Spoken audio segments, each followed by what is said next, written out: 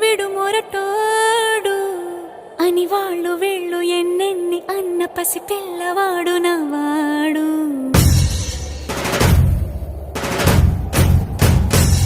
విడుముండోడు అని ఊరు వాడ అనుకున్న గాని మహారాజు నాకు నవాడు.